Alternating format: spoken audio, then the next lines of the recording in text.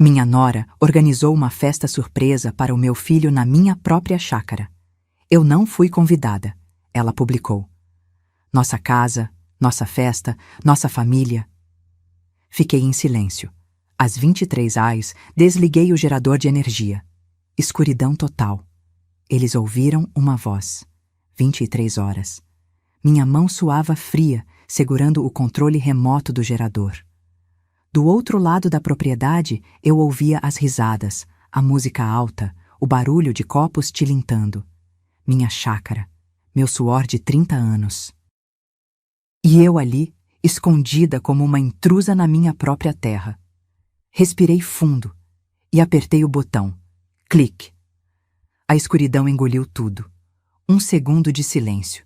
Depois, os gritos começaram. Agudos, desesperados. O tipo de grito que sai quando você perde o chão debaixo dos pés sem aviso. Peguei o microfone conectado aos alto-falantes que instalei secretamente pelos cantos da chácara.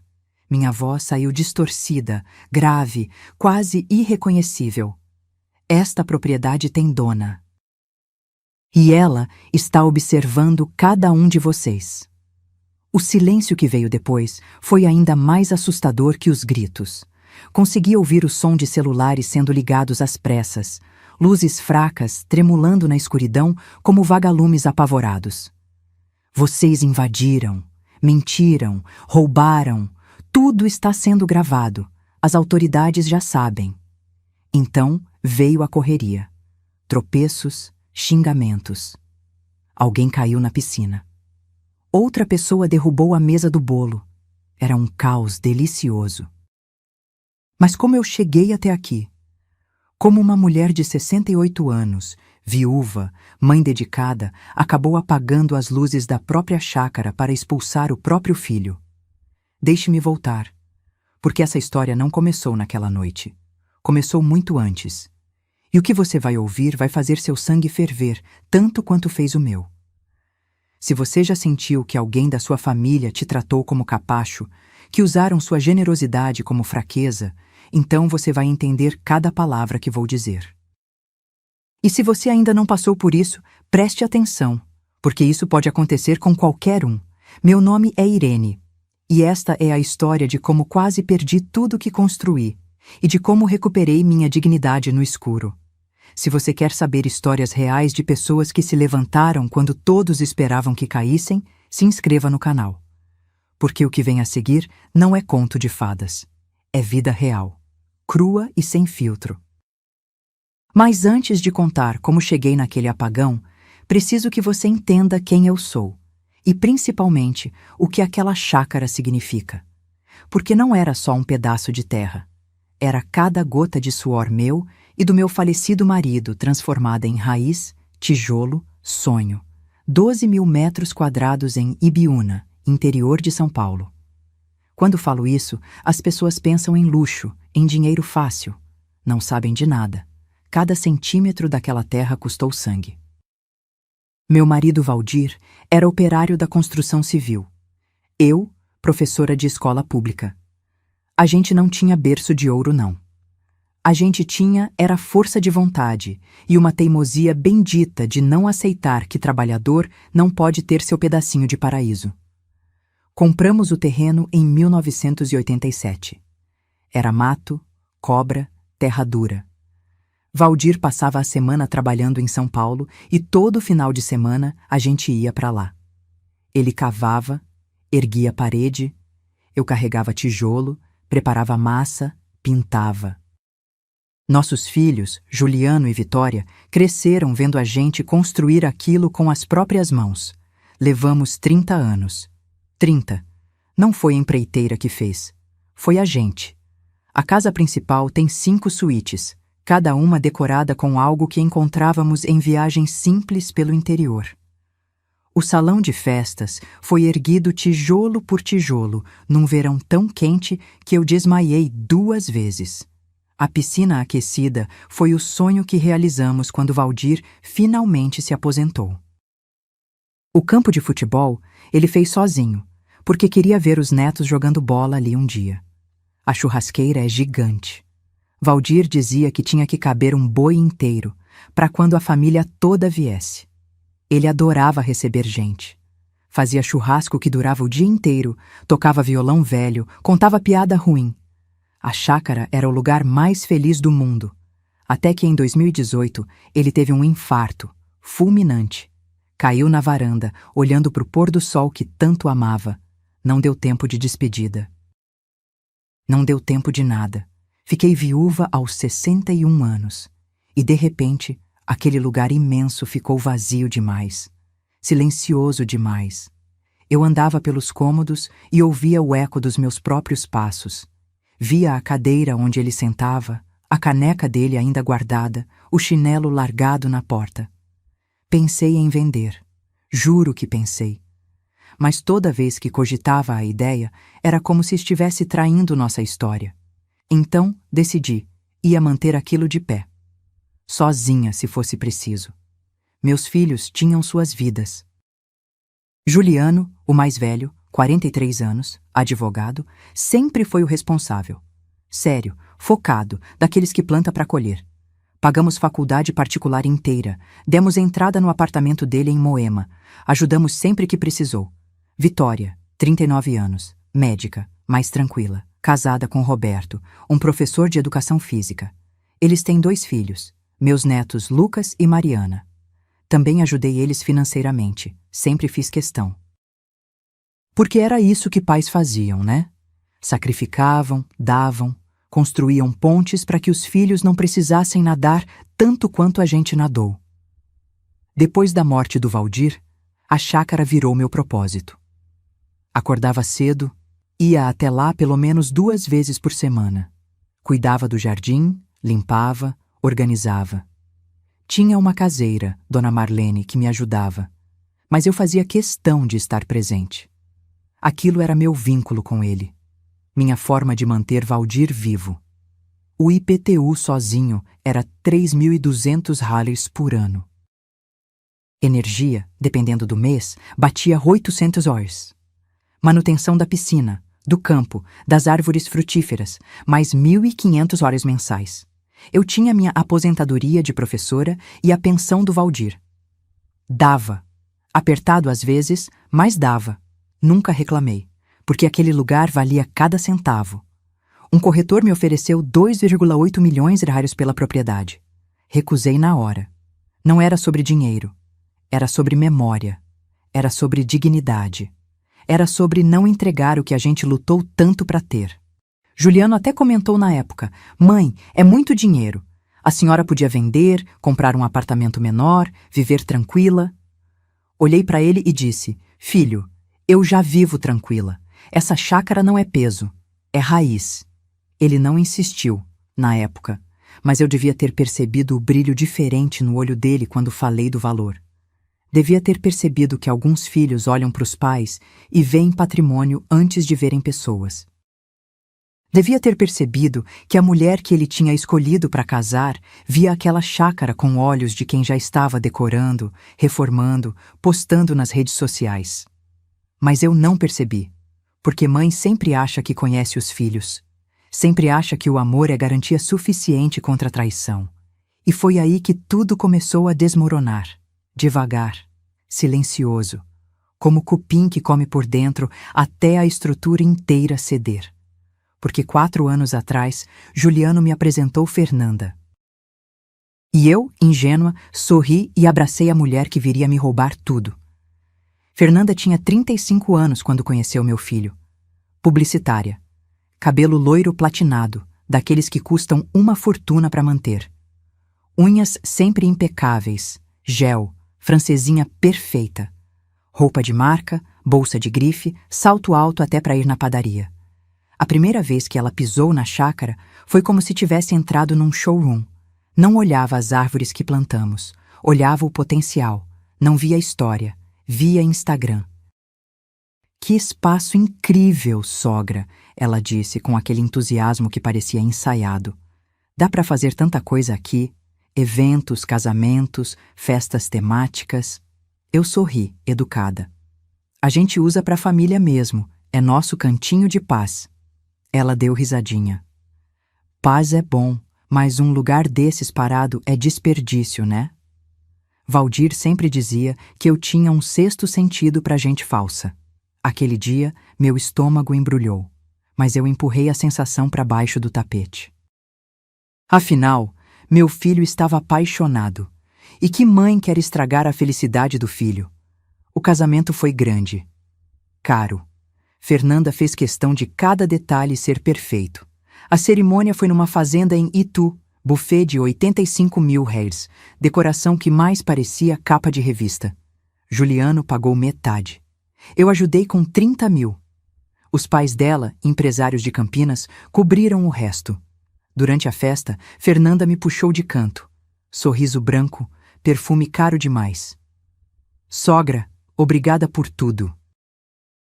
A senhora é uma mãe incrível. Pausa calculada.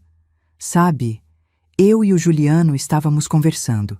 Quando a gente tiver filhos, ia ser lindo eles crescerem indo pra chácara todo fim de semana. Tipo, criar memórias, sabe? Meu coração aqueceu.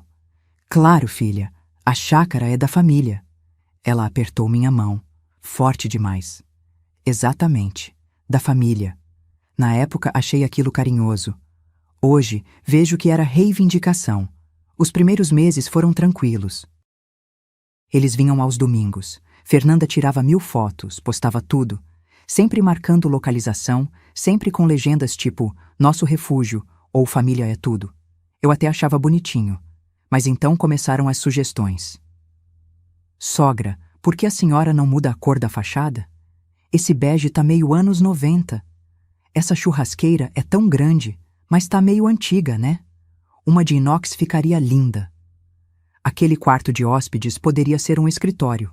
O Juliano trabalha tanto, ia ser perfeito. Eu desconversava. Dizia que gostava das coisas como estavam, que aquela casa tinha a cara do Valdir e a minha. Fernanda sorria. Mas o sorriso nunca chegava nos olhos.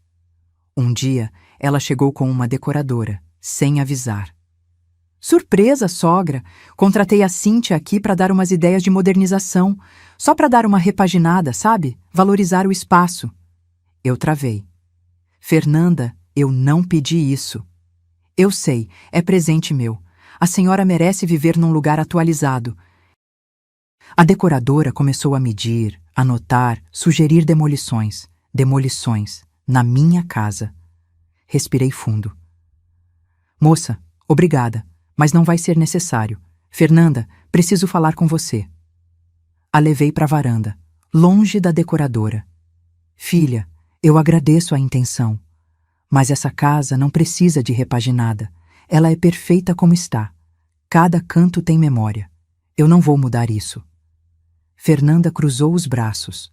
Postura mudou. Tá, sogra. Mas a senhora não acha que é apego demais? Tipo, o Valdir já se foi. A vida continua. Senti uma facada no peito. Fernanda, nunca mais fale do meu marido desse jeito. Ela revirou os olhos. Pela primeira vez, vi quem ela realmente era. Nossa, desculpa. Não quis ofender. É só que a senhora é muito fechada para mudanças. Isso não é saudável. Juliano apareceu nessa hora. Tudo bem aqui? Fernanda se transformou. Voz melosa, olhos marejados. Tá sim, amor. Só tentei ajudar sua mãe e ela ficou brava comigo. Olhei para o meu filho, esperando que ele me defendesse. Que dissesse que entendia, que aquela casa era sagrada, mas ele suspirou, cansado, como se eu fosse o problema. Mãe, a Fê só estava tentando ajudar. Não precisa ser tão rígida. Rígida. Eu, que construí aquilo com as próprias mãos. Eles foram embora mais cedo naquele dia. Fernanda nem se despediu. Fiquei sozinha na varanda, olhando o pôr do sol. O mesmo que Valdir olhava. E pela primeira vez desde que ele morreu, me senti completamente sozinha. Porque percebi que a ameaça não vinha de fora. Vinha de dentro da própria família. Dona Marlene, a caseira, trouxe um café. Sentou do meu lado. Dona Irene, aquela moça não é gente boa. Fica medindo tudo com os olhos. Outro dia perguntou quanto vale a propriedade. Meu sangue gelou. Tem certeza? Absoluta. Falei que não sabia, mas ela insistiu. Agradeci o café, mas não consegui beber. O nó na garganta era grande demais. Naquela noite, sozinha no meu apartamento em São Paulo, olhei fotos antigas. Eu e Valdir novos, sujos de cimento, sorrindo. Juliano bebê nos braços dele. Vitória aprendendo a andar no gramado que ainda nem existia direito. Será que eu estava sendo paranoica? Será que era só ciúme de sogra? Mas algo dentro de mim, aquele sexto sentido que Valdir tanto valorizava, gritava: cuidado. Fernanda não queria ajudar, ela queria conquistar. E o pior, meu filho não estava vendo. Ou pior ainda, estava vendo e escolhendo ela. 6 meses depois daquele episódio com a decoradora, as coisas pareciam ter voltado ao normal. Fernanda estava mais quieta. Juliano vinha me visitar sozinho de vez em quando. Eu respirei aliviada. Pensei que tinha sido exagero meu mesmo. Que idiota eu fui. Numa quarta-feira de tarde, Juliano apareceu na chácara sem avisar. Isso era estranho, ele sempre ligava antes. Trabalho de advogado é corrido, ele não tinha costume de fazer visita surpresa no meio da semana. Estava sentada na varanda, tomando chimarrão, quando ouvi o carro dele na entrada. Levantei animada. Filho, que surpresa boa! Ele desceu do carro devagar, mãos nos bolsos, aquela postura de quem ensaiou uma conversa difícil. Oi, mãe, posso sentar? Claro. Quer um café? Fiz bolo de fubá hoje. Não, obrigado. Ele sentou, mas não me olhava nos olhos. Mãe, eu preciso conversar com a senhora sobre uma coisa séria. Meu coração disparou. Doença? Divórcio? Dinheiro? Fala, filho. Me preocupou agora. Ele respirou fundo. É sobre a chácara. Silêncio. A Fernanda e eu estávamos pensando: a senhora passa a maior parte do tempo no apartamento em São Paulo, né? Vem pra cá no máximo 2, 3 vezes por semana. O lugar fica vazio. É muito grande para uma pessoa só. Já não gostei do rumo. Juliano, eu cuido muito bem daqui.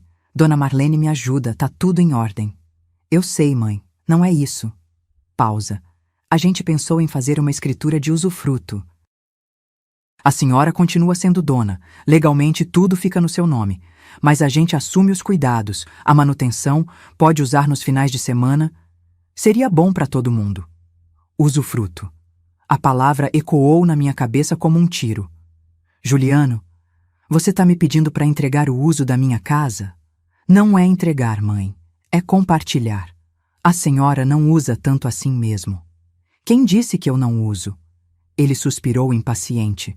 Mãe, seja sincera. A senhora vem aqui, fica algumas horas, volta para São Paulo. Isso aqui fica parado a semana inteira. É desperdício. A gente podia otimizar, fazer eventos, até alugar eventualmente para cobrir os custos. Alugar? Levantei da cadeira.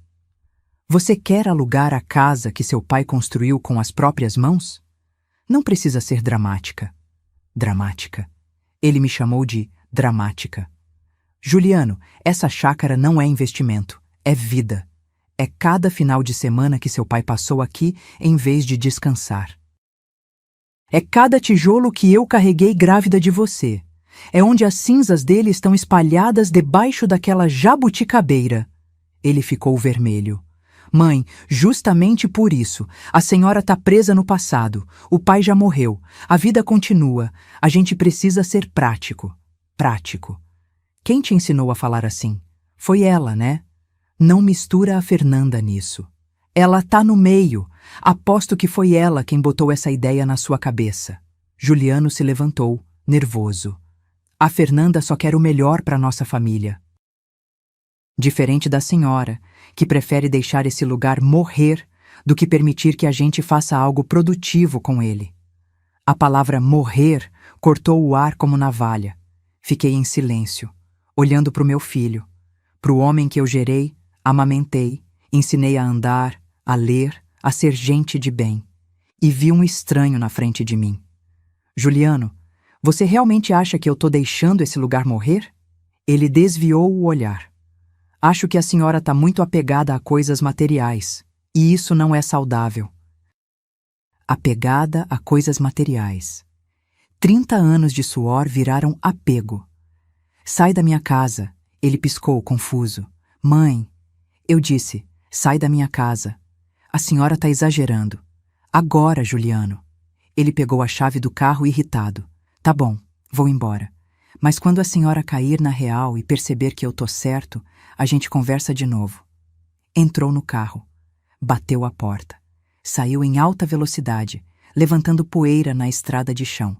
Fiquei parada na varanda, tremendo, não de medo, de raiva.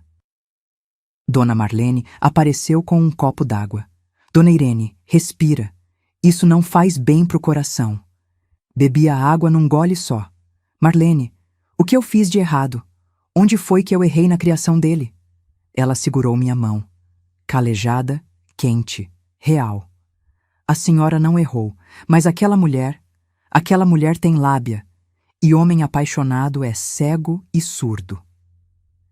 Naquela noite, voltei pro apartamento em São Paulo de coração partido. Liguei pra Vitória, contei tudo.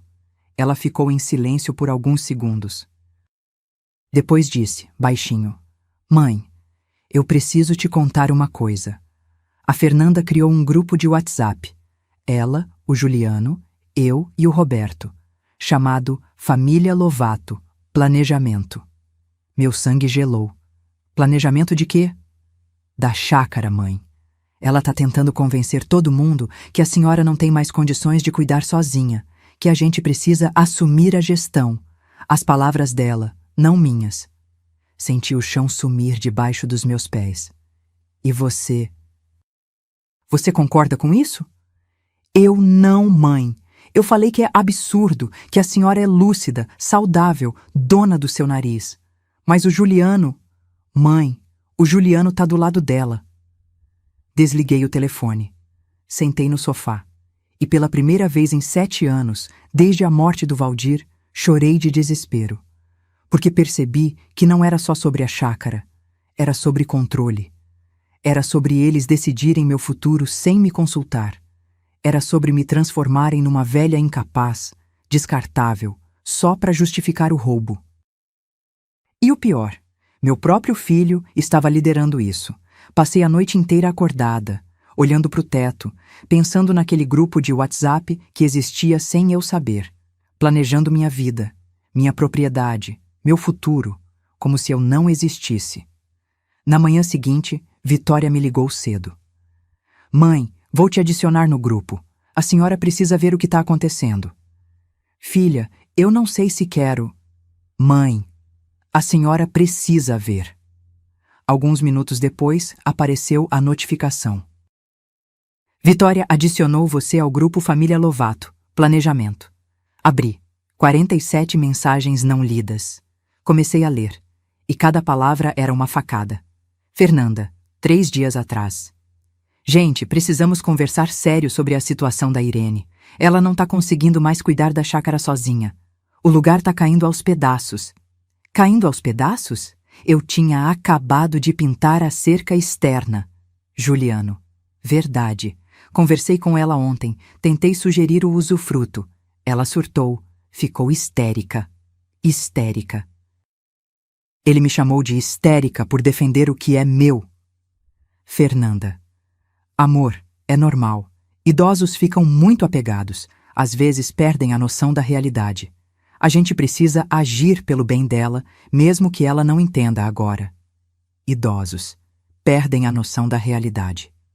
Minha mão tremia, segurando o celular. Roberto, marido da Vitória. Gente, com todo respeito, mas não seria o caso de conversar com a Irene, não sobre ela? Fernanda. Roberto, eu entendo seu ponto. Mas você não conhece sua sogra tanto quanto a gente. Ela é teimosa. Se a gente não tomar as rédeas, ela vai acabar perdendo tudo. Já pensou se ela cai, se machuca lá sozinha? Quem vai ser responsabilizado? Nós. Teimosa. Essa palavra de novo. Juliano. A Fê tem razão. Minha mãe sempre foi difícil de lidar quando contrariada. A gente precisa pensar estrategicamente. Estrategicamente. Meu filho estava planejando contra mim. Fernanda. Pessoal, aqui vai minha sugestão. A gente assume a gestão da chácara. Podemos até criar uma renda extra, alugando para eventos. Dividimos o lucro com a Irene, ela continua indo lá quando quiser, mas a gente controla. Evita que ela faça besteira. Besteira. Cuidar do que é meu era besteira. Juliano. Gostei, mas ela precisa assinar a escritura de usufruto. Como a gente convence? Fernanda. Deixa comigo. Vou falar com uma advogada amiga minha. Tem umas brechas legais quando a pessoa é idosa e mora sozinha. A gente pode alegar incapacidade de gestão patrimonial. Incapacidade de gestão patrimonial. Eles queriam me declarar incapaz. Vitória. Gente, vocês estão ouvindo o que estão falando? Minha mãe tem 68 anos, não 98. Ela é professora aposentada, viúva, saudável. Vocês não podem fazer isso com ela. Fernanda. Vitória, ninguém tá fazendo nada de mal. É proteção. Um dia você vai entender. Vitória. Proteção é respeitar a autonomia dela. Juliano. Para. Você sempre foi a queridinha da mamãe. Não consegue ver as coisas de forma racional.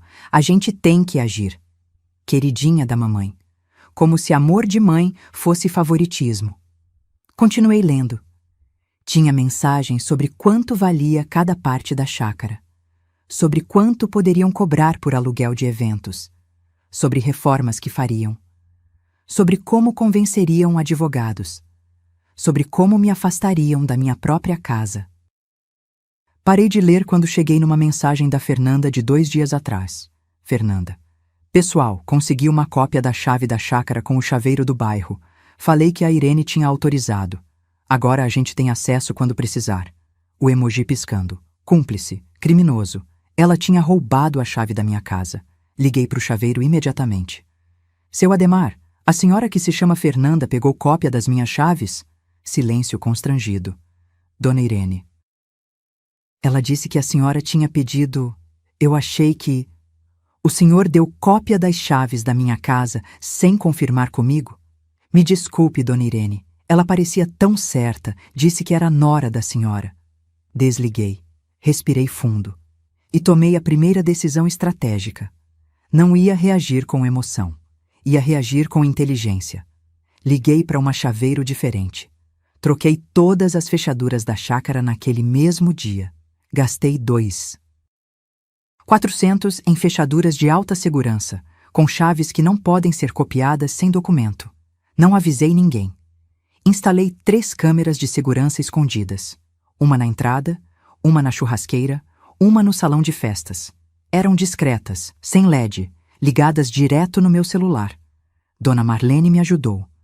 Dona Irene, a senhora tá fazendo certo. Esse povo não presta. Voltei pro grupo do WhatsApp. Não escrevi nada, só observei. Fernanda continuava planejando. Juliano concordando.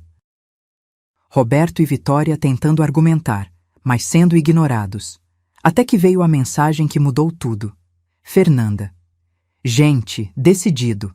Semana que vem a gente vai lá. Conversa com a Irene de forma firme. E se ela não aceitar, a gente entra com pedido judicial. Tenho uma advogada que pode acelerar o processo. Juliano. Concordo. Chega de esperar ela ter bom senso. Bom senso. Olhei para aquela tela. Pro nome do meu filho. Pro nome daquela mulher. E percebi que chorar não ia resolver. Gritar não ia resolver.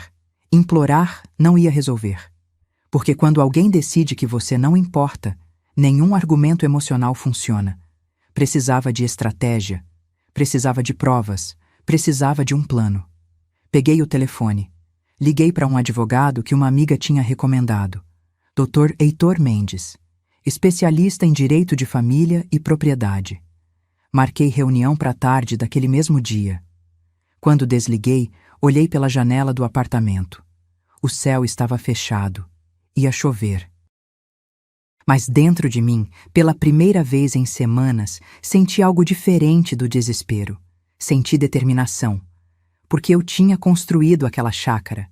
Eu tinha suado, sangrado, chorado por aquela terra. E ninguém ia tirar ela de mim enquanto eu tivesse força para lutar. Nem mesmo meu próprio filho.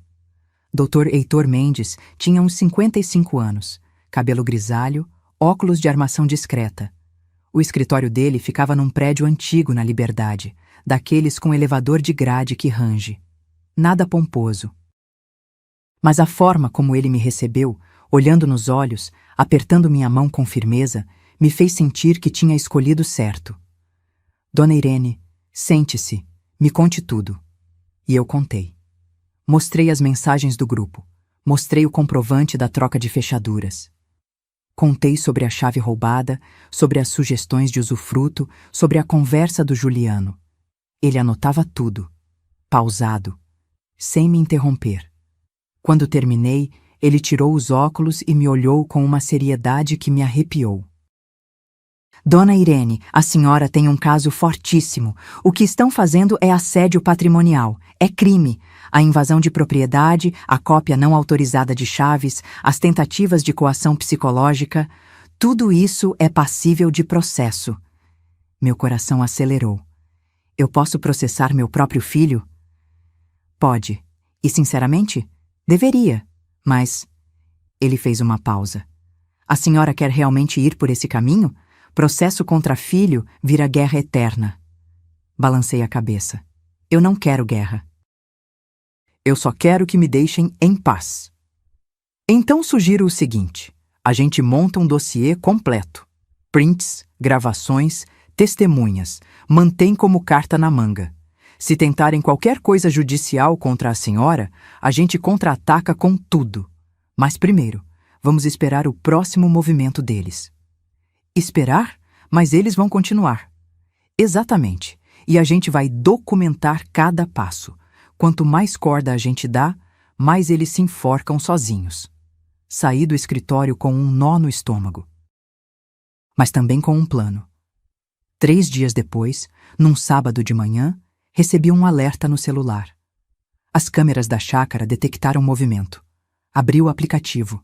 E gelei. Fernanda e Juliano estavam lá. Na minha chácara. Sem autorização. Sem aviso. Ela tinha tentado usar a chave antiga. Não funcionou. Então, arrombaram. Vi nas imagens. Juliano forçou a janela da cozinha até a tranca ceder. Invasão de propriedade. Filmada. Mas eu não liguei para a polícia. Ainda não. Porque queria ver até onde iam. Assisti tudo pelo celular. Fernanda andando pela casa como se fosse dona. Abrindo armários, medindo espaços, tirando fotos. Amor, olha esse salão. Dá para colocar umas 80 pessoas fácil. A gente cobra R$ 5.000 o aluguel para a festa. Em 2 meses paga a reforma. Juliano, vagando pelos cômodos, olhando as coisas. Parando na frente da foto do pai dele na parede. Ficou ali uns segundos. Achei que fosse sentir alguma coisa. Mas só balançou a cabeça e seguiu Fernanda. Eles foram até a churrasqueira. Fernanda reclamando que estava velha, feia, antiquada. A gente reforma tudo. Inox, moderna, iluminação de LED. Fica um arraso. E minha mãe, ela nunca vai aceitar. Fernanda deu de ombros. Então a gente não pede permissão. Faz e pronto. Depois ela acostuma. Faz e pronto. Como se eu fosse decoração, algo a ser contornado. Ficaram lá umas 2 horas. Quando foram embora, deixaram a janela arrombada. Nem se preocuparam em fechar direito. Liguei imediatamente para o Dr. Heitor. Mandei os vídeos. Perfeito, Dona Irene. Agora a gente tem invasão filmada. Mas segura a onda. Vamos deixar eles se sentirem seguros. Mas eles arrombaram minha casa. Eu sei. E isso vai custar caro para eles, mas no momento certo. Confiei nele, porque não tinha muita escolha. Chamei um marceneiro para consertar a janela. Reforçamos com tranca interna. Gastei mais 450. Dona Marlene estava furiosa. Dona Irene, isso é um absurdo. Como um filho faz isso com a própria mãe? Eu não tinha resposta. Porque não fazia sentido. Nada daquilo fazia sentido. 2 dias depois, recebi mensagem da Vitória. Mãe, prepare o coração. A Fernanda tá planejando uma festa surpresa pro Juliano, no aniversário dele, na chácara. Ela não vai te convidar. Li a mensagem 3 vezes, achando que tinha entendido errado. Como assim não vai me convidar? É aniversário do meu filho, na minha chácara. Eu sei, mãe. Eu falei isso pra ela. Sabe o que ela respondeu? Que a senhora ia causar, que ia estragar o clima. Que era melhor comemorar só com quem realmente importa pra ele. Quem realmente importa. A mãe que pariu, criou, pagou faculdade, deu entrada em apartamento, não importava. Quando é? Dia 15, daqui a 10 dias. E o Juliano sabe que eu não vou ser convidada? Silêncio do outro lado. Vitória, responde. Ele concorda com ela, mãe.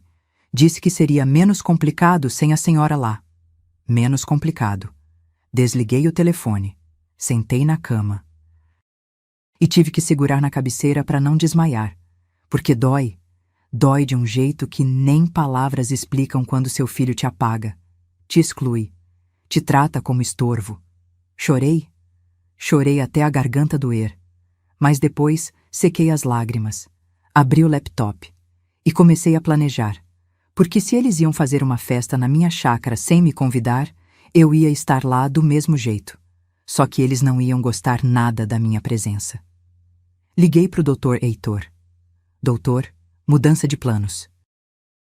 Eles vão invadir minha propriedade de novo, dia 15, com dezenas de testemunhas, e dessa vez eu vou estar lá.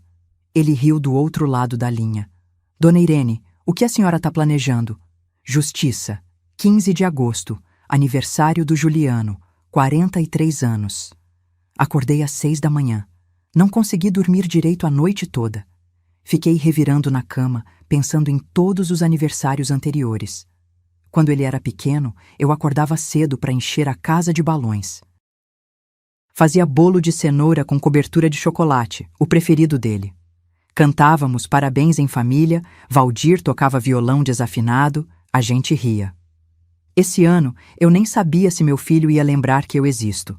Levantei, fui até a cozinha. Preparei o tal bolo de cenoura. Não sei por quê.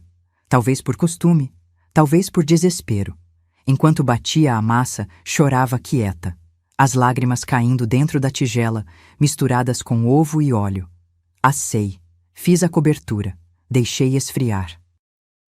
Peguei o presente que tinha comprado semanas antes. Uma jaqueta de couro legítimo, daquelas que ele sempre comentava que queria. R$ 1.200. Embrulhei com papel craft, laço de juta, do jeito que ele gostava. Às 10 da manhã, liguei para o celular dele.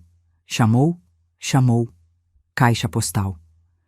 Oi, é o Juliano. Deixe seu recado. Filho, é a mãe. Feliz aniversário. Te amo muito. Quando puder, me liga. Desliguei. Mão tremendo. Esperei. 1 hora, 2 horas. Mandei mensagem no WhatsApp. Feliz aniversário, meu filho. Que Deus te abençoe sempre. Fiz seu bolo favorito. Posso levar aí pra gente comemorar? 2 marcações azuis. Visualizado às 11h34. Nenhuma resposta. Meio-dia.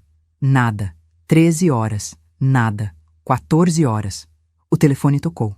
Era Vitória. Voz chorosa. Mãe, fala, filha.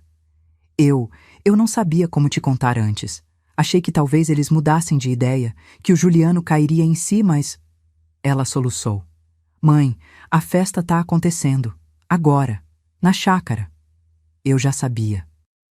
Mas ouvir em voz alta doeu diferente. Tem muita gente? Mais de 50 pessoas, mãe.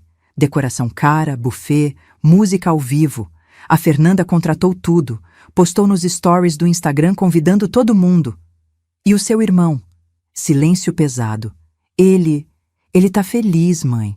Sorrindo, tirando foto, recebendo parabéns. Como se não faltasse ninguém. Como se eu não faltasse. Obrigada por me contar, filha. Mãe, eu tentei. Eu juro que tentei falar com ele. Mas ele disse que era melhor assim, que a senhora ia ficar desconfortável, que... Tá tudo bem, Vitória. Eu sei que você tentou. Desliguei, respirei fundo e fiz o que tinha que fazer. Abri o Instagram da Fernanda, Lá estava, stories aos montes, bumerangue de taças tilintando. Foto do bolo de 3 andares, decorado com papel ouro comestível. Vídeo do Juliano soprando velhinhas enquanto todo mundo cantava parabéns. E então, a foto que partiu meu coração em 1000 pedaços. Juliano e Fernanda abraçados na varanda da chácara. A minha varanda, com a jabuticabeira que eu e Valdir plantamos no fundo. Piscina iluminada, luzes de LED penduradas nas árvores. A legenda: nossa casa, nossa festa, nossa família. Feliz aniversário pro amor da minha vida. Aqui, no nosso refúgio, cercados de quem realmente importa. Gratidão por essa vida abençoada e por esse lugar que é nosso porto seguro. Vida plena. Família abençoada. Nosso lar. Nossa casa. Nosso refúgio. Nosso porto seguro. 150 curtidas em meia hora. Comentários elogiando. Que lugar incrível, Fê. Casal abençoado demais. Chácara dos sonhos. Quero uma assim. Vocês merecem tudo de melhor. Ninguém perguntou pela mãe do aniversariante. Rolei os stories. Tinha mais. Vídeo dos convidados na piscina. Churrasco na churrasqueira que Valdir construiu. Gente dançando no salão que a gente ergueu tijolo por tijolo. E em nenhum momento, nenhuma foto, nenhuma menção, eu existia. Era como se eu nunca tivesse feito parte daquela história. Sentei no chão da sala, com o bolo de cenoura ainda na mesa da cozinha, com o presente embrulhado no sofá, e chorei. Chorei de uma forma que não chorava desde o enterro do Valdir. Porque você pode se preparar para muita coisa na vida. Para doença, para morte, para perda financeira. Mas ninguém te prepara para ser apagada pelo próprio filho. Ninguém te ensina como sobreviver quando a pessoa que você gerou decide que você não merece nem uma ligação no aniversário dele. Dona Marlene me ligou umas 18 horas, voz baixa, como se estivesse escondida. Dona Irene, tá um absurdo aqui. Bebida pra todo lado, gente que eu nunca vi, música alta. A Fernanda tá mandando em tudo como se fosse dona. E o pior... Fala, Marlene. Ela mostrou a casa pra todo mundo, falando que é dela, que vocês passaram pra ela e pro Juliano. Que vocês moram em São Paulo e não usam mais. Dona Irene, ela tá mentindo pra todo mundo. Fechei os olhos. Respirei. Marlene, vai pra casa. Sai daí antes que fique tarde. Amanhã a gente conversa. Mas Dona Irene, confia em mim. Vai. Desliguei. Peguei o celular. Abri as câmeras de segurança que tinha instalado e assisti. Cada segundo, cada risada, cada brinde. Vi meu filho feliz, rodeado de gente, recebendo abraços, presentes, atenção. E nem uma vez ele pareceu lembrar de mim. Naquela noite, não comi, não dormi. Fiquei sentada na sala escura, olhando pela janela. E tomei a decisão mais difícil que uma mãe pode tomar. Ia dar um basta, não com gritos, não com choro, não com súplica, com consequência, porque amor sem limite vira desrespeito. E perdão sem justiça vira permissão para machucar de novo. Meu filho tinha escolhido. Tinha escolhido ela. Tinha escolhido mentira. Tinha escolhido me apagar. Então eu ia ensinar para ele uma lição que eu devia ter ensinado há muito tempo. Que mãe não é capacho, que generosidade não é fraqueza e que toda ação tem sua reação. Peguei o telefone, mandei mensagem pro Dr. Heitor. Doutor, quero processar. Invasão de propriedade, uso indevido, danos morais. Quero tudo documentado e protocolado segunda-feira. A resposta veio em segundos. Às suas ordens, Dona Irene. Vamos fazer justiça. Desliguei o celular e pela primeira vez em semanas dormi em paz. Porque guerra tinha sido declarada. E dessa vez eu ia vencer. Segunda-feira de manhã. Acordei diferente. Não tinha mais aquele peso no peito, não tinha mais vontade de chorar. Tinha clareza.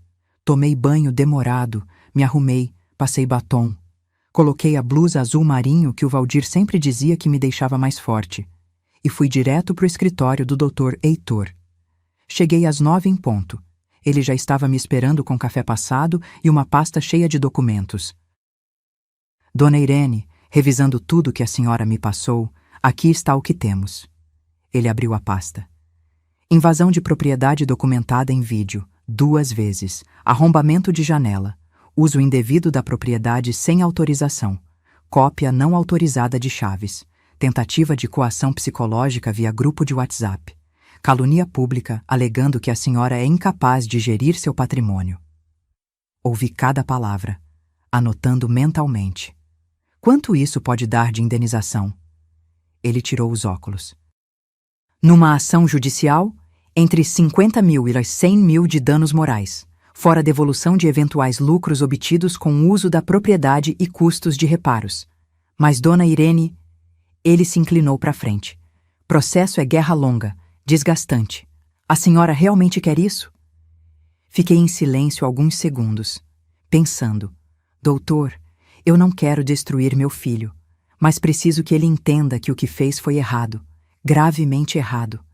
Quero que ele sinta na pele as consequências. Doutor... Heitor sorriu de canto.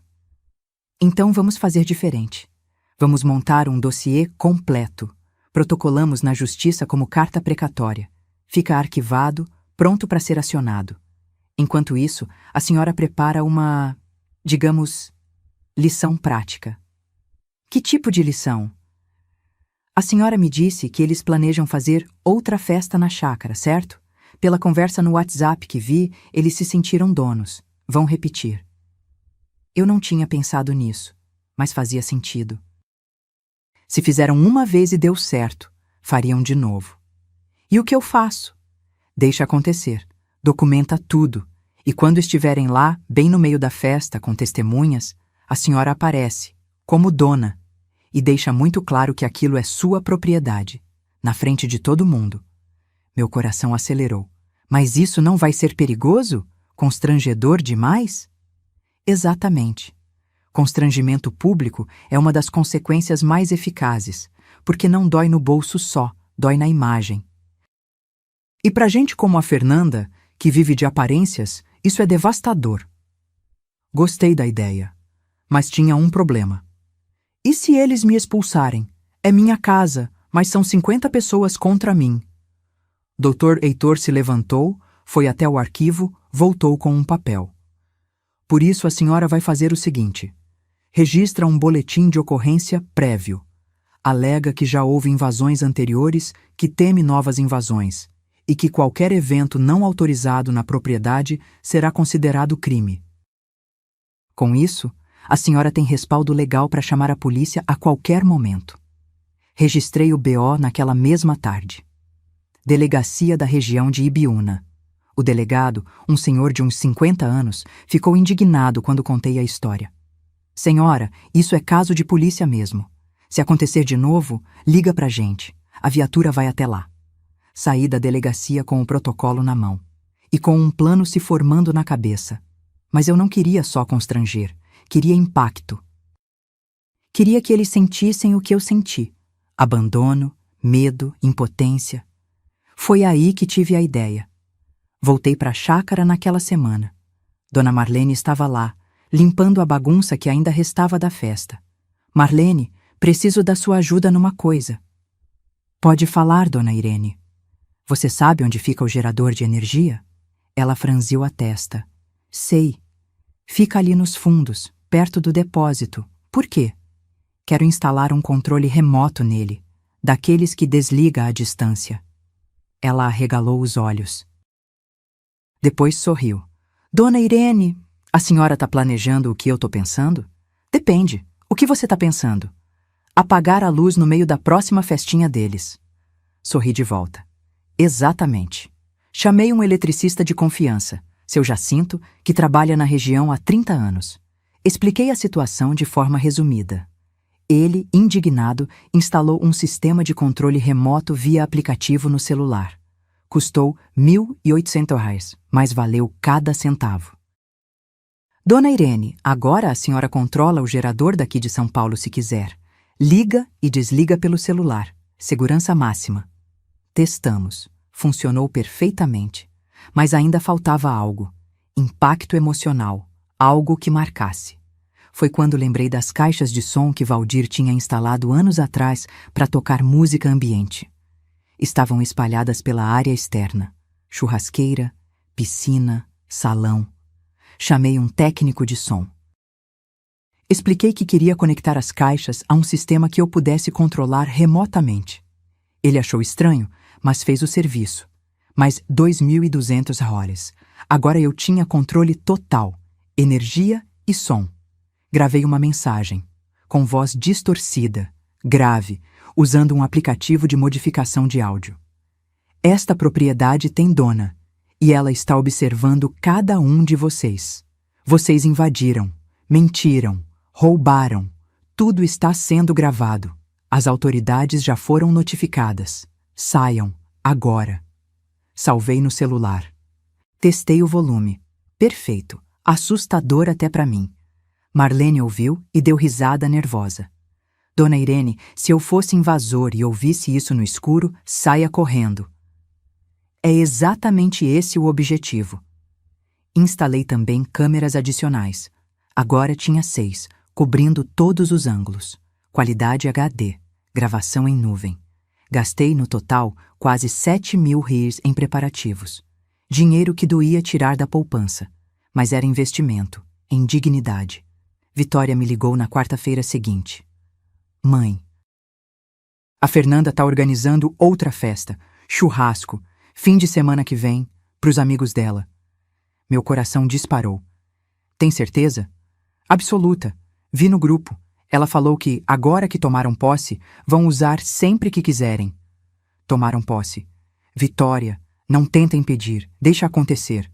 Mãe, a senhora não vai fazer nada? Sorri sozinha. Vou, mas no meu tempo. Desliguei. Abri o calendário. Marquei a data. Sábado. Dali a 5 dias. 5 dias para esperar. 5 dias para preparar. 5 dias para eles se sentirem donos. E então, no auge da festa, quando estivessem rindo, bebendo, comemorando em cima do meu suor, eu ia aparecer, do jeito que eles não esperavam. No escuro. Sábado chegou. Acordei às 6 da manhã com o estômago embrulhado. Não era nervosismo, era expectativa.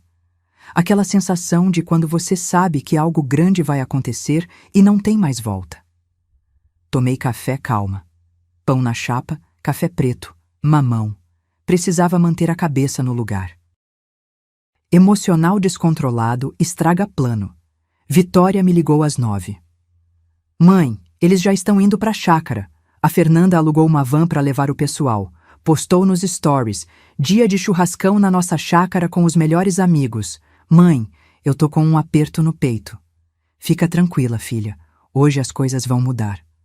O que a senhora vai fazer? Justiça. Desliguei antes que ela perguntasse mais, porque quanto menos gente soubesse, melhor. Peguei o carro às 10 da manhã. Dirigi até Ibiúna. 1h40 de estrada. Coloquei música clássica no rádio. Precisava manter a calma. Cheguei na chácara às 11h45. Não entrei pela porteira principal. Entrei por um acesso secundário que só eu e Valdir conhecíamos, nos fundos da propriedade. Uma estradinha de terra que dá numa casinha de hóspedes antiga, escondida entre árvores. Ninguém mais lembrava que ela existia. Estacionei lá, entrei na casinha. Cheiro de mofo, poeira, mas tinha uma janela perfeita com visão para a área da festa. Abri o celular, acessei as câmeras. Eles já estavam lá. Contei pelo menos 60 pessoas. Churrasqueira acesa fumegando. Mesas arrumadas com toalha xadrez vermelha. Caixas de cerveja empilhadas. Caixa de som tocando sertanejo alto. Fernanda estava com um vestido branco, chapéu de palha, óculos escuros grandes, posando para foto. Juliano ao lado dela, de bermuda e camisa polo, sorrindo largo. Vi pelo vídeo ela recebendo os convidados. Gente, sejam bem-vindos à nossa chácara. Fiquem à vontade, a casa é de vocês. Nossa chácara, a casa é de vocês. Uma mulher loira de biquíni comentou: Fernanda, que lugar absurdo! Você tem sorte demais, menina. Fernanda jogou o cabelo pro lado.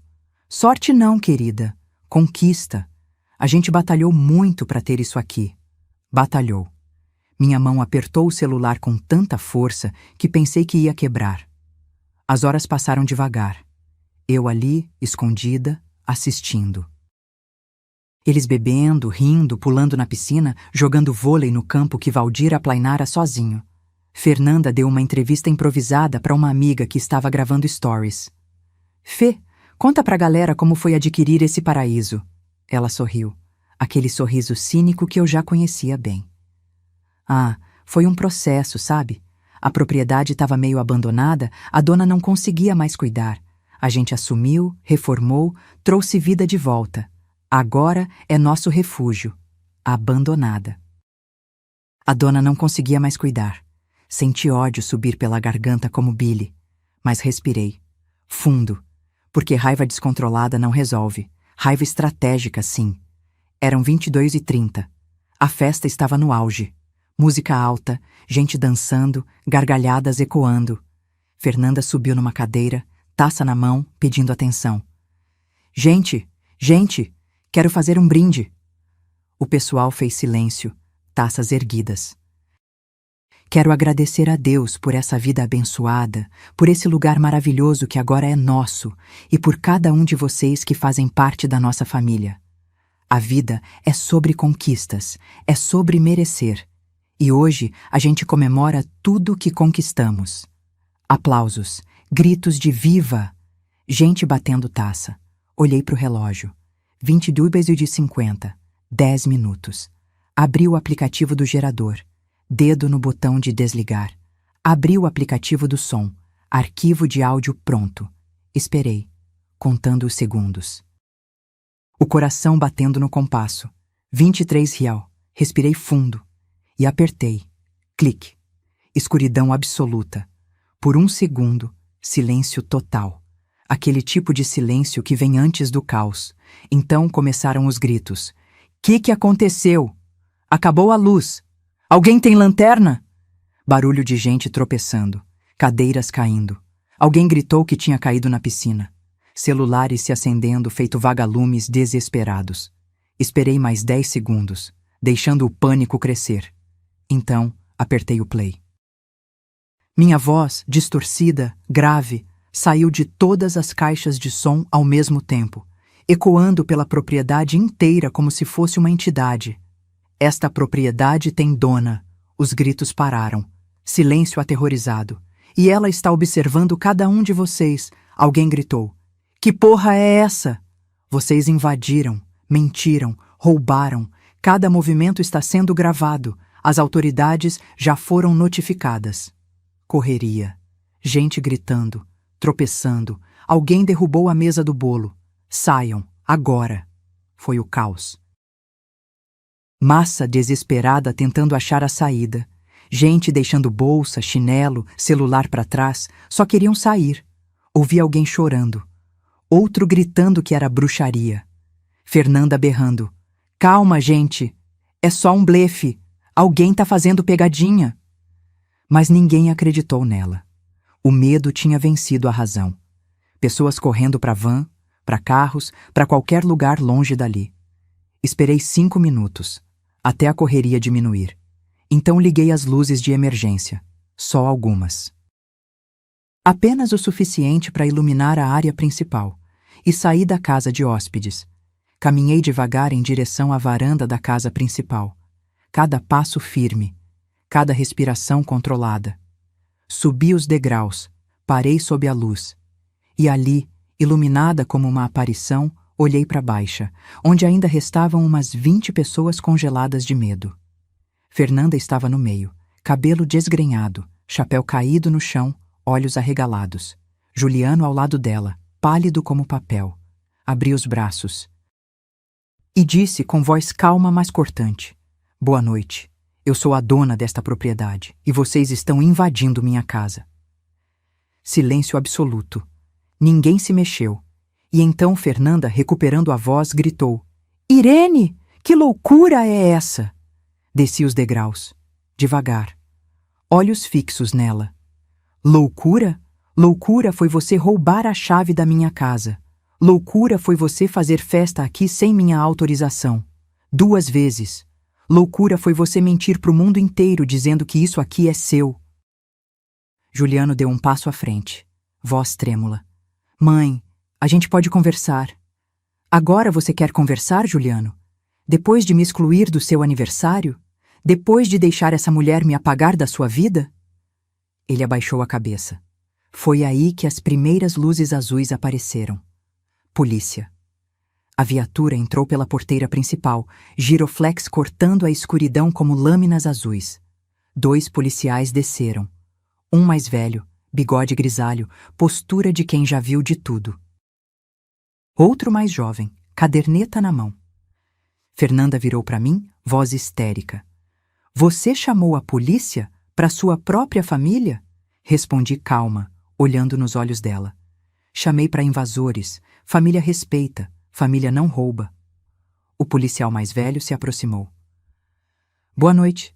Recebemos uma denúncia de invasão de propriedade. Quem é a proprietária aqui? Dei um passo à frente. Eu, Irene Lovato. Tenho a escritura, IPTU em dia, e boletim de ocorrência prévio registrado contra invasões não autorizadas nesta propriedade. Mostrei os documentos no celular. Ele conferiu, olhou em volta, viu as pessoas ainda paralisadas, as mesas de festa, a bagunça. E essas pessoas estão aqui com sua autorização? Não, nenhuma delas. Esta é a 2ª invasão em menos de um mês. Tenho tudo filmado pelas câmeras de segurança. Juliano deu um passo desesperado.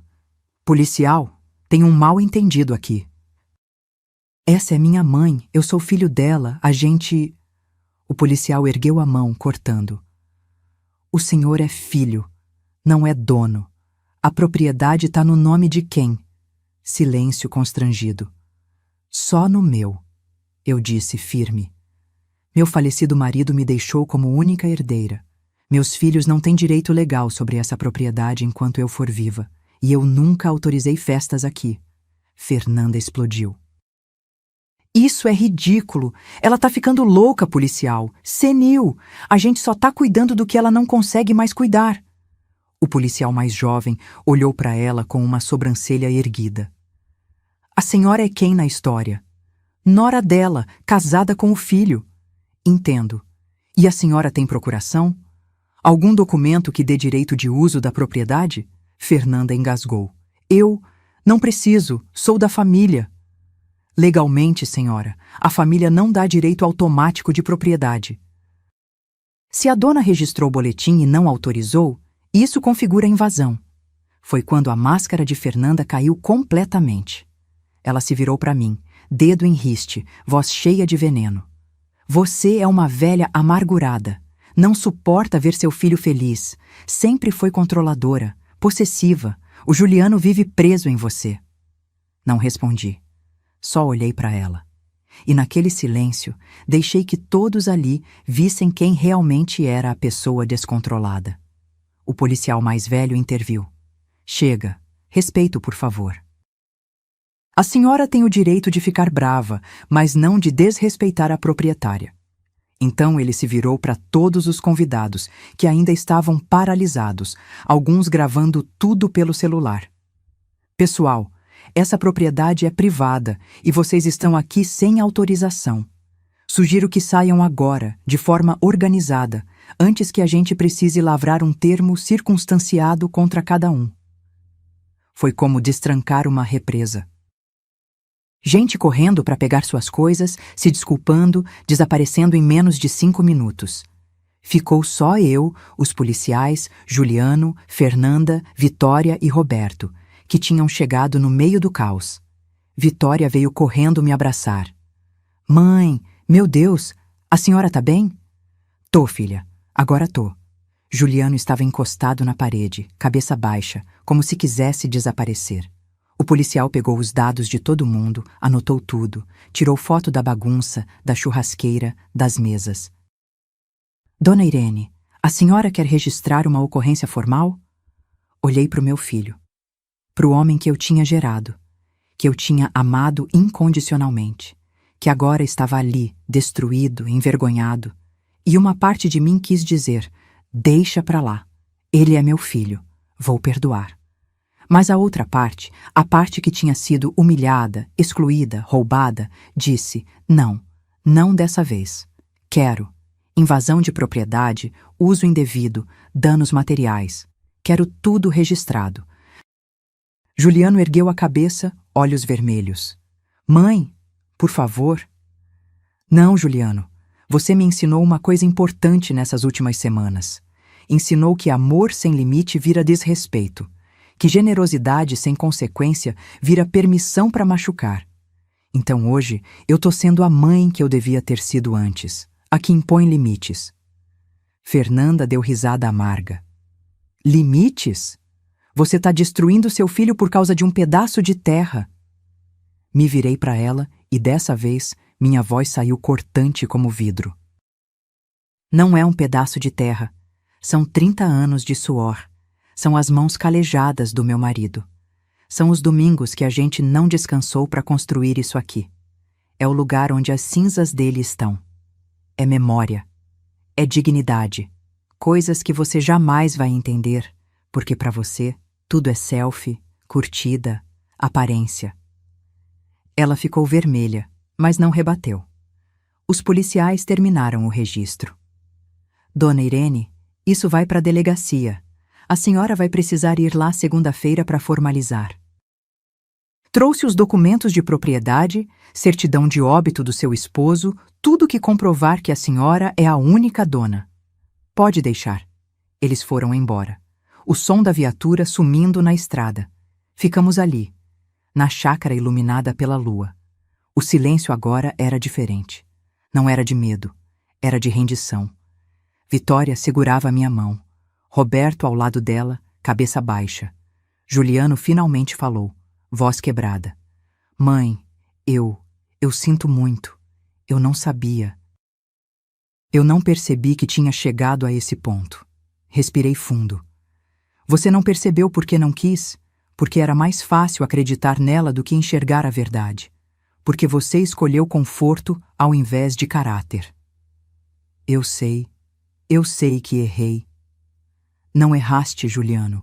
Você me traiu, me excluiu, me apagou e fez tudo isso conscientemente. Não vem agora com não percebi. Você sabia. Ele começou a chorar. Soluços pesados, ombros tremendo. E foi ali, vendo meu filho chorando, que eu senti. Não pena. Não vontade de abraçar e dizer que estava tudo bem. Senti justiça.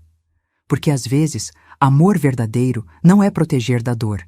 É deixar a dor ensinar. Fernanda puxou o braço dele. Vamos embora, amor. Sua mãe não vale isso. Mas Juliano soltou o braço dela. Pela primeira vez, soltou. Não, Fernanda. Quem não vale é você. Ela arregalou os olhos. O quê? Você me manipulou, me afastou da minha mãe, me fez acreditar em mentiras. E eu fui idiota o suficiente para deixar. Juliano, você tá louco? Não, pela primeira vez em meses, eu tô lúcido.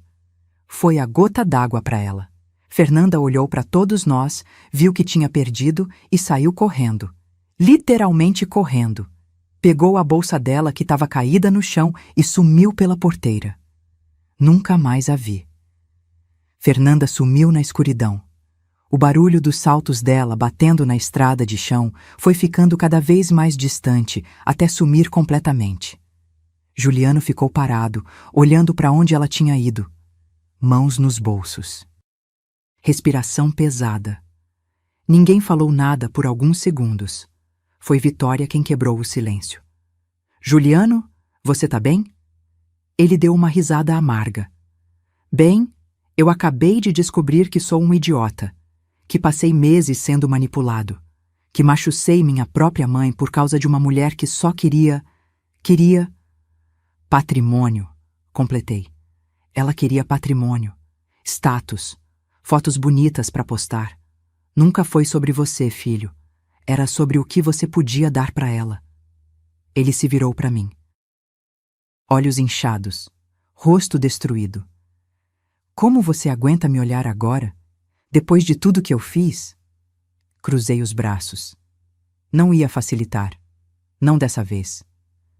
Porque você é meu filho, mas isso não significa que eu vá fingir que tá tudo bem, porque não tá. Eu sei. Você me excluiu do seu aniversário, Juliano. Do seu aniversário. Fiz o bolo que você sempre amou e fiquei sozinha no apartamento enquanto você comemorava aqui, nessa chácara que eu e seu pai construímos, sem nem lembrar que eu existo. Ele cobriu o rosto com as mãos. Mãe! Não, me deixa terminar. Minha voz estava firme, mas as lágrimas começavam a apertar. Você permitiu que aquela mulher mentisse para todo mundo dizendo que isso aqui era dela. Você ficou em silêncio enquanto ela inventava que essa propriedade estava abandonada, que eu não conseguia mais cuidar. Você me transformou numa velha senil na cabeça das pessoas para justificar o roubo. Eu não sabia que ela tinha falado isso, ele gritou, desesperado. Eu juro, mãe, eu não sabia que tinha chegado a esse ponto. Mas você sabia que estava me excluindo, gritei de volta. Você sabia que estava me machucando e escolheu fazer mesmo assim porque era mais confortável para você, porque era mais fácil me afastar do que confrontar ela. Roberto colocou a mão no ombro da Vitória, que chorava baixinho. Juliano caiu de joelhos, literalmente, ali no chão de pedra da varanda. Mãe, eu sinto muito, eu sinto tanto. Eu não sei nem como pedir perdão por uma coisa dessas. Olhei para ele, para o meu filho de 43 anos, advogado bem-sucedido, sempre tão seguro de si, agora destruído no chão. E senti algo que não esperava sentir. Pena, mas não a pena que perdoa fácil. A pena que dói, a que reconhece o estrago. Juliano, levanta. Ele ergueu o rosto. Mãe, levanta. Ele se levantou cambaleando. Dei um passo em direção a ele. Você quer meu perdão? Então vai ter que merecer. E não é com choro. É com atitude. É provando dia após dia que você entendeu a gravidade do que fez. Eu vou fazer isso. Eu juro que vou. Começa agora. Me diz, você realmente acreditava que eu não conseguia mais cuidar dessa chácara? Ou foi conveniente acreditar nisso?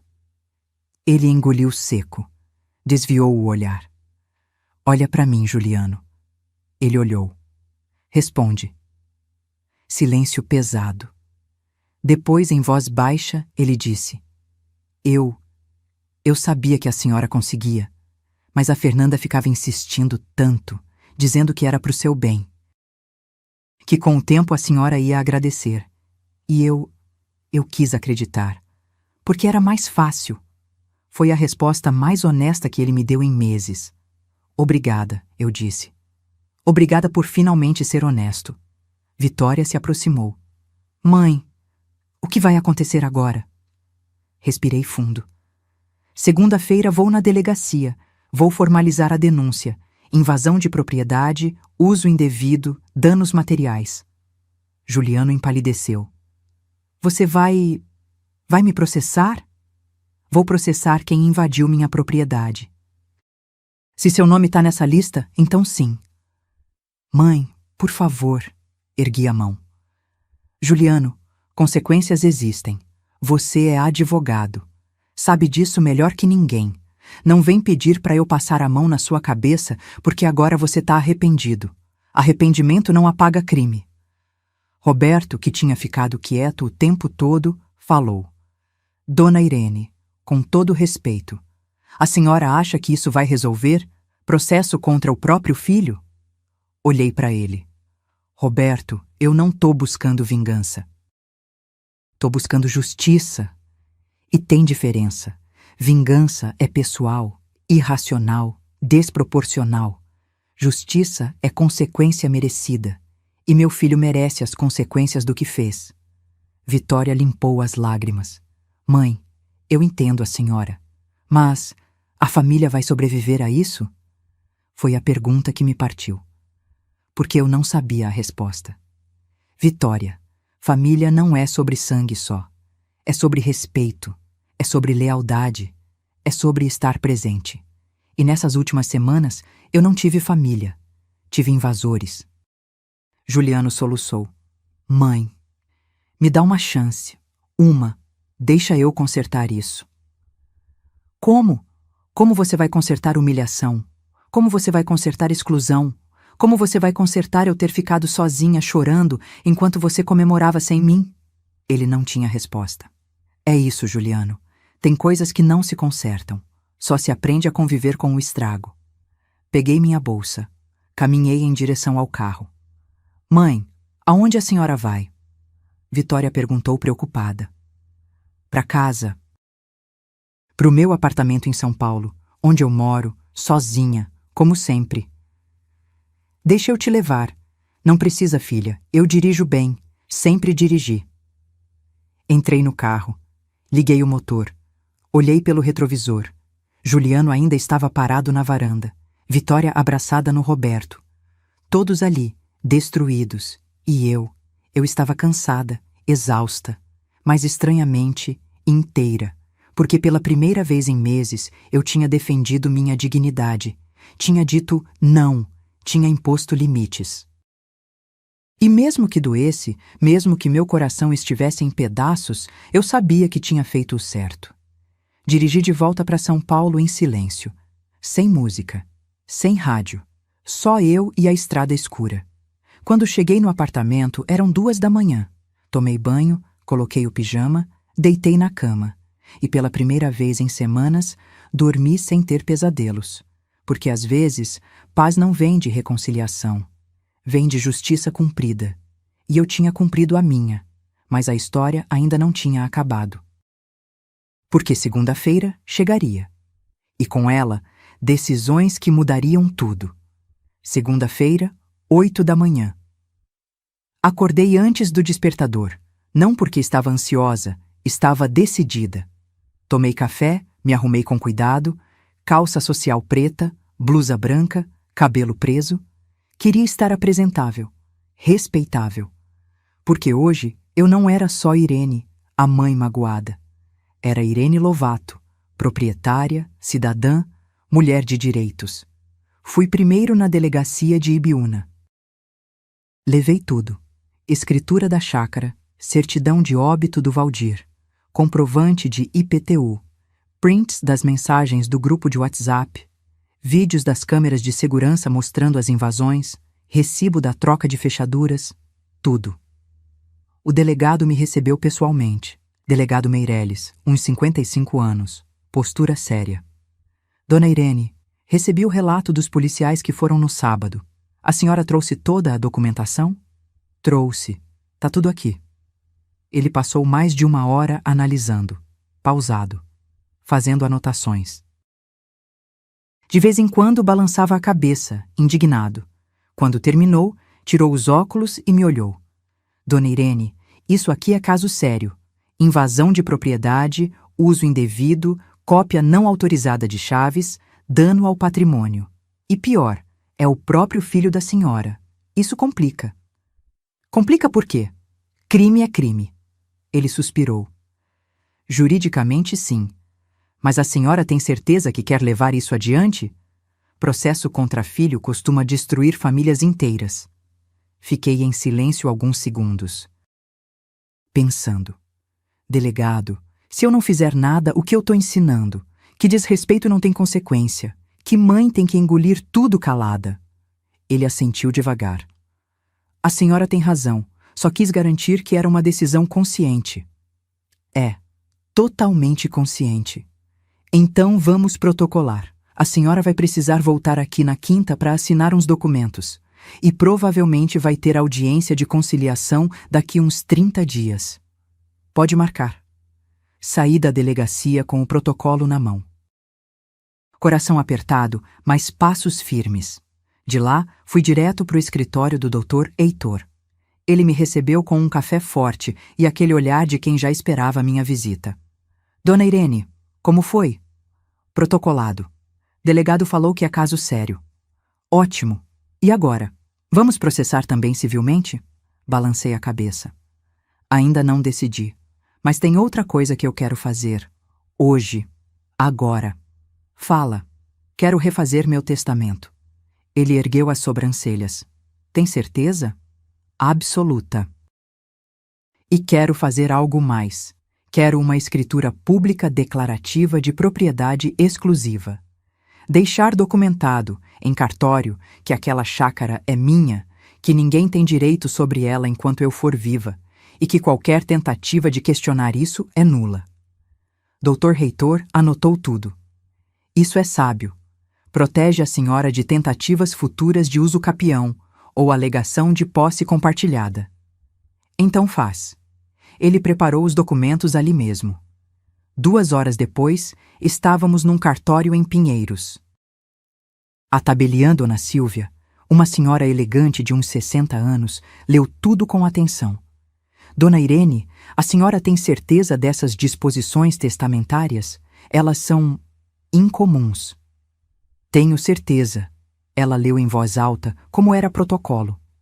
Deixo a propriedade rural localizada em Ibiúna, SP, matrícula 4587, para 50% para minha filha Vitória Lovato Ferreira e 50% para o Instituto Reconstruir, instituição de apoio a mulheres vítimas de violência doméstica. Meu filho, Juliano Lovato, fica expressamente excluído desta herança, conforme previsto no artigo 1961 do Código Civil, por ato de indignidade. Juliano. Deserdado. Meu coração apertou, mas não voltei atrás. A tabeliã continuou. A senhora entende que essa exclusão é definitiva e que seu filho precisará provar judicialmente sua reabilitação moral caso queira reverter? Entendo. E entende que ele pode contestar? Pode, mas vai perder, porque tenho provas de tudo que ele fez. Assinei. Reconheci firma. Registrei. Quando saí do cartório, às 16 horas, eu tinha em mãos 2 documentos que mudavam tudo. 1. Escritura declaratória de propriedade exclusiva. 2. Testamento registrado em cartório, com validade jurídica imediata. Sentei num banco da praça em frente ao cartório. Segurei os papéis e chorei. Não de arrependimento, de alívio, porque finalmente, meu patrimônio estava protegido. Minha vontade, documentada. Minha dignidade, resguardada. O celular tocou. Era Juliano. Deixei tocar até cair na caixa postal. Ele ligou de novo, 5 vezes. Na sexta, atendi. Mãe, a gente precisa conversar. Sobre tudo. Por favor, me encontra comigo. Só meia hora. Suspirei. Onde? No café perto do seu apartamento. Aquele que a senhora gosta. Eu tô aqui esperando. Desliguei. Guardei os documentos na bolsa e fui. Quando cheguei, ele estava numa mesa do canto. Olheiras profundas. Barba por fazer. Roupa amassada. Sentei na frente dele sem cumprimentar. Ele tentou sorrir. Não conseguiu. Obrigado por vir. Fala logo o que quer. Tenho coisas para fazer. Ele respirou fundo. Colocou um envelope em cima da mesa. Isso aqui é um cheque de R$8.500, pelos danos na chácara. Limpeza, reparos, tudo. E isso? Colocou outro papel. É uma carta de confissão, assumindo responsabilidade total pelas invasões, isentando a senhora de qualquer culpa. Se a senhora quiser usar num processo, pode. Olhei para os papéis. Sem pegar. E por que você está fazendo isso? Porque eu errei, gravemente. E porque eu perdi a Fernanda, mãe. Ela sumiu, bloqueou meu número. Descobri que ela tinha 3 cartões de crédito no meu nome que eu não sabia. Dívida de quase 40 mil. Descobri que ela estava tendo um caso com um personal trainer. Descobri que tudo era mentira. Não senti pena. Senti algo pior. Indiferença. E você quer que eu faça o quê com essa informação? Ele engasgou. Eu só queria que soubesse que eu descobri. Que eu fui idiota. Que você tinha razão. Juliano, eu não preciso que você me diga que eu tinha razão. Eu já sabia. O que eu preciso é que você entenda que algumas coisas não se consertam com cheque. Coloquei então, em cima da mesa, cópia do testamento registrado. Ele pegou, leu e foi perdendo a cor. Mãe, você me... Me deserdou? Deserdei. Por quê? Me inclinei para frente. Porque você me traiu. Porque você me humilhou. Porque você escolheu uma mentirosa ao invés da verdade. E porque eu não vou passar o resto da vida com medo de que você faça isso de novo. Ele começou a tremer. Mas, mãe, eu sou seu filho. E eu sou sua mãe. Mas nem sangue justifica desrespeito. Levantei. Peguei minha bolsa. O cheque eu aceito. A carta eu aceito. Mas o testamento fica como está. Se você quiser meu perdão de verdade, vai ter que provar. Com anos de atitude, não com choro de 2 semanas. Saí do café. Ele não me seguiu. Março de 2025. 6 meses depois do apagão. Estava na chácara, podando as roseiras que Valdir tinha plantado. O sol da tarde batia quente nas costas, mas era um calor bom. Suor de trabalho honesto. Dona Marlene estava na cozinha preparando café. O cheiro vinha pela janela, misturado com o perfume das flores. Meu celular tocou. Vitória. Oi, filha. Mãe, tô indo aí com as crianças. Chego em 1 hora. Levo alguma coisa? Só vocês. Já fiz bolo de milho. Perfeito. Te amo. Também te amo. Desliguei, sorrindo. Vitória tinha se tornado minha parceira de finais de semana na chácara. Ela, Roberto e meus netos Lucas e Mariana vinham toda semana. A gente cozinhava junto, jogava bola, via filme na varanda. A chácara tinha voltado a ser lar. Não cemitério de mágoas. O processo contra Juliano ainda estava correndo. Audiência de conciliação marcada para daqui 2 meses. Dr. Heitor achava que iam propor acordo. Eu ainda não tinha decidido se aceitava. Fernanda sumiu completamente. Soube por terceiros que tinha voltado para Campinas, estava morando com os pais, processada por dívidas. O divórcio dela com Juliano saiu em 45 dias. Ele não contestou, não pediu nada. Só queria distância. E Juliano? Ah, Juliano. Nos primeiros 2 meses, ele ligava todo dia. Eu não atendia. Ele mandava mensagens. Eu lia, mas não respondia. Ele depositou os $8.500 dos danos. Mandou a carta de confissão autenticada. Pagou todas as dívidas que Fernanda tinha feito no nome dele. No 3º mês, ele parou de ligar todo dia. Passou a mandar uma mensagem por semana. Simples. Bom dia, mãe. Espero que esteja bem. Sinto sua falta.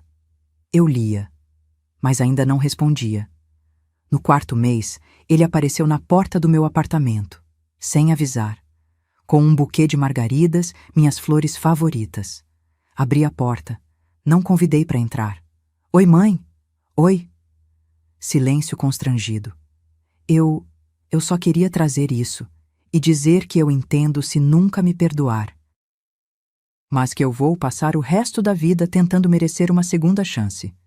Peguei as flores. Obrigada. Ele esperou, esperando que eu dissesse mais alguma coisa. Não disse. Tá bom, vou indo. Tchau, mãe. Tchau, Juliano. Fechei a porta, coloquei as flores num vaso e chorei, porque perdoar dói. Às vezes dói mais que guardar rancor. No 5º mês, Vitória veio conversar comigo, séria. Mãe, preciso falar uma coisa sobre o Juliano.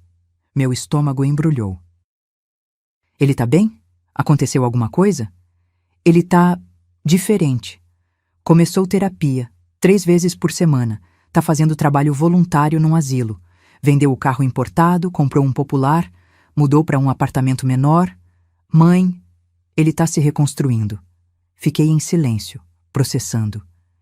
E ele pediu para te contar isso? Não. Ele me fez jurar que eu não contasse. Disse que não quer que pareça manipulação. Que quer que você o perdoe quando e se quiser, sem pressão. Aquilo mexeu comigo de um jeito que não esperava. Por que você tá me contando então? Vitória segurou minha mão. Porque você é minha mãe. E eu vejo você sofrendo. Vejo você olhando pro telefone esperando mensagem dele. Vejo você guardando as flores que ele traz. Mãe, você quer perdoar. Só tá com medo. Tinha razão. Eu tinha medo. Medo de perdoar e ser machucada de novo. Medo de abrir a porta e descobrir que era armadilha. Vitória, não sei se consigo.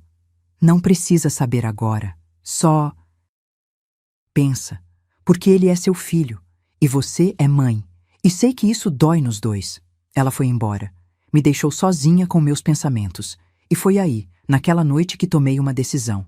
Peguei o celular, digitei: Juliano, domingo tem almoço na chácara, 12h, não se atrase. Enviei antes de me arrepender. A resposta veio em 30 segundos. Estarei lá, mãe. Obrigado. E agora, 6 meses depois do apagão, eu estava aqui, podando roseiras, esperando minha filha chegar, esperando domingo chegar. Porque perdoar não significa esquecer. Significa dar uma chance para a reconstrução, com limites, com cuidado, mas com esperança. A campainha da porteira tocou. Vitória chegando. Fui abrir com o coração mais leve. Lucas e Mariana desceram correndo do carro.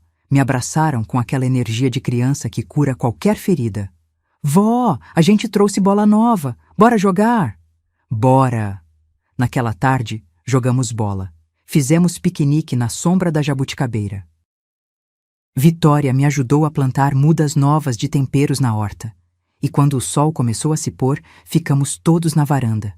Eu, Vitória, Roberto, Lucas, Mariana, tomando chimarrão, vendo o céu ficar laranja. Vó, Lucas perguntou, no domingo o tio Juliano vem mesmo? Vem. Faz tempo que não vejo ele. Eu sei, meu amor, faz tempo. Você tá brava com ele ainda? Olhei pro meu neto, pros olhos inocentes dele, e respondi com honestidade. Não mais. Tô cansada de ficar brava. Agora só quero paz. Mariana, de 7 anos, subiu no meu colo. Vó, a professora falou que perdoar é tipo limpar a casa, tira a sujeira para poder viver melhor. Sorri, abracei ela. Sua professora é muito sábia. Naquela noite, quando todos foram embora, fiquei sozinha na varanda, olhando as estrelas, conversando mentalmente com Valdir. Amor, acho que tô fazendo certo. Acho que você aprovaria. Sei que sempre disse que família é sagrada, mas também me ensinou que respeito é base de tudo. Então tô tentando equilibrar os dois. Perdoar, mas não esquecer. Reconstruir, mas com limites. O vento balançou as folhas da jabuticabeira. Pareceu uma resposta. Sorri. Levantei, tranquei a casa. Domingo estava chegando, e com ele uma nova chance.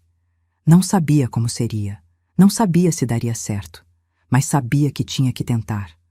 Porque amor de mãe não morre, só aprende, amadurece, se transforma. E eu tinha aprendido a lição mais difícil de todas. Amar não é permitir tudo. É saber dizer não quando necessário e saber dizer sim quando possível. Domingo, 12h, mesa posta. Seria um recomeço, frágil, cuidadoso, mas real. E às vezes é isso que basta. Domingo, 11h45. Estava na cozinha temperando a picanha quando ouvi o carro na entrada. Meu coração disparou. Limpei as mãos no avental. Respirei fundo. Pela janela, vi Juliano descendo do carro. Calça jeans simples, camisa branca, um buquê de flores na mão. Não as caras de floricultura. Eram do tipo que se compra na feira, coloridas, simples, honestas. Ele parou na frente da porta, hesitante, como se pedisse permissão silenciosa para entrar. Fui até a porta. Abri. Ficamos ali, parados, nos olhando. Mãe e filho. 2 estranhos tentando se reconhecer depois da tempestade. Oi, mãe. Oi, filho. Entra. Ele entrou devagar, olhando tudo como se visse pela primeira vez. Ou como se tivesse medo de que tudo desaparecesse. Entregou as flores. Pra senhora. Obrigada. Vou colocar na água. Enquanto eu arrumava as flores no vaso, ele ficou parado na sala. Mãos nos bolsos, desconfortável. Senta, Juliano. Não fica aí parado. Ele sentou na beirada do sofá. Como visita. Não como filho. Trouxe 2 copos de suco de maracujá. Sentei na poltrona em frente a ele. Silêncio. Foi ele quem quebrou. Mãe, eu ensaiei esse momento 1000 vezes, mas agora que tô aqui, não sei por onde começar. Começa do jeito que conseguir, sem enfeite, só verdade. Ele assentiu. Respirou fundo. Eu passei esses 6 meses me desconstruindo, fazendo terapia, entendendo onde eu errei. E mãe, eu errei em tudo. Na omissão, na covardia, na escolha de ficar cego para manipulação. Eu coloquei uma mulher que eu mal conhecia acima da senhora, que me deu a vida. Ouvi em silêncio. E o pior, eu sabia. Lá no fundo, eu sabia que estava errado. Mas era mais fácil fingir que não sabia. Era mais confortável culpar a senhora de ser difícil do que admitir que eu estava sendo um filho horrível. A voz dele falhou, mas ele não chorou. Só continuou. Não vim aqui pedir que esqueça. Sei que isso não se esquece. Vim pedir uma chance de provar que eu mudei, que eu entendi, que eu não vou mais deixar ninguém te desrespeitar, nem eu mesmo. Fiquei olhando para ele. Para o homem de 43 anos que tinha voltado a parecer o menino de 8 que eu conhecia. Humilde, honesto, vulnerável. Juliano. Você me machucou de um jeito que eu nem sabia que era possível. Me fez sentir descartável, invisível, como se 43 anos de dedicação não valessem nada. Eu sei. Mas, ergui a mão, eu também aprendi algo nesses 6 meses. Aprendi que guardar mágoa me machuca mais que te punir. Aprendi que amor de mãe não se apaga, mas precisa de respeito para sobreviver. E aprendi que perdão não é fraqueza, é coragem. Ele ergueu os olhos, esperançoso. Então sim, eu te perdoo. As lágrimas que ele tinha segurado finalmente caíram, silenciosas, pesadas. Mas, continuei, firme. Perdoar não significa voltar a ser como era. Significa reconstruir algo novo, com limites, com verdade, com respeito. Se você cruzar esses limites de novo, não vai ter terceira chance. Ele assentiu, desesperado. Não vou cruzar, juro. E tem outra coisa. Me levantei, fui até a bolsa, voltei com um papel. O testamento continua como tá. A chácara vai para Vitória e para o instituto. Isso não muda. Vi a dor passar pelo rosto dele, mas ele engoliu, aceitou. Entendo. E eu mereço. Não vim aqui por herança, mãe. Vim porque não aguento mais viver sem você. Foi essa frase que me quebrou. Levantei, fui até ele e finalmente, depois de 6 meses, abracei meu filho. Ele se desfez nos meus braços. Chorou como criança. E eu chorei junto. Porque perdoar dói. Mas não perdoar dói mais. Ficamos ali. Não sei quanto tempo. Só sei que quando nos separamos, algo tinha mudado. O peso tinha saído. Vem, vamos fazer o almoço juntos. Na cozinha, ele cortou os legumes enquanto eu preparava a farofa. Conversamos sobre terapia dele, sobre o trabalho voluntário no asilo, sobre como ele tinha descoberto quanta coisa superficial tinha na vida dele. Sabe o que é engraçado, mãe? Eu achava que a chácara era sobre patrimônio. Mas não é. É sobre pertencimento. É sobre ter um lugar que te aceita, que guarda sua história. E eu quase destruí isso. Quase. Mas não destruiu. Porque eu não deixei. Ele sorriu. A senhora é forte demais. Não sou forte. Só cansei de ser capacho. Às 13h, Vitória chegou com a família. Quando viu Juliano, ela parou. Olhou para mim. Eu acenei que estava tudo bem. Ela correu e abraçou o irmão. Que saudade, seu idiota. Também estava com saudade, Vi. Lucas e Mariana, tímidos no começo, logo estavam pendurados no tio. Juliano jogou bola com eles, contou piada ruim, fez careta. Voltou a ser o tio que eles conheciam. Durante o almoço, ficamos todos na mesa da varanda, comendo picanha, farofa, vinagrete. Rindo, lembrando histórias antigas. Em algum momento, olhei em volta. Meus filhos, meus netos, minha mesa farta, minha chácara viva. E senti o Valdir ali, na brisa, no cheiro da jabuticabeira, no sol que batia na madeira da mesa que ele tinha feito. Vitória ergueu o copo. Um brinde, para a família, para recomeços, para a mãe mais corajosa que eu conheço. Todos ergueram os copos. Juliano me olhou. Para a senhora, mãe, por nos ensinar que amor tem limite, e que limite é amor. Brindamos, e naquele momento, entendi. A chácara não era só terra, era lição, sobre dignidade, sobre não se deixar apagar, sobre perdoar sem se anular. Depois do almoço, ficamos na varanda vendo o pôr do sol. Juliano ao meu lado, em silêncio respeitoso. Mãe, posso perguntar uma coisa? Pode.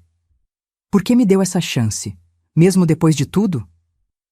Olhei para ele, pro homem que eu tinha gerado, que tinha me machucado, mas que também tinha voltado. Porque filho não é descartável, Juliano, é responsabilidade eterna, e às vezes amar significa deixar cair para aprender a levantar. Você caiu, mas levantou, e isso importa. Ele segurou minha mão. Obrigado. Não me agradeça. Me respeita pelo resto da sua vida. Vou fazer isso, prometo. Ficamos ali até escurecer, vendo as estrelas aparecerem uma por uma, como sempre fazíamos quando ele era pequeno. E pela primeira vez em meses, senti algo que tinha esquecido como era: esperança. Se você chegou até aqui, obrigada por ouvir minha história. Sei que foi longa, sei que foi dolorida, mas precisava ser contada. Porque tem muita mulher por aí passando pelo que passei, sendo desrespeitada por gente que deveria proteger, sendo manipulada, excluída, apagada.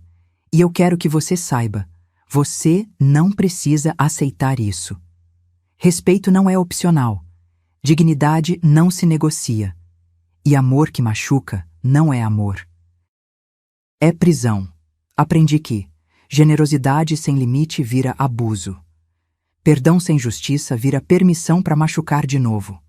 Família não é sobre sangue, é sobre respeito. Mãe não é capacho, é ser humano com direitos. Às vezes amar é saber dizer não. Hoje, 6 meses depois do apagão, minha vida não voltou a ser como era. É melhor.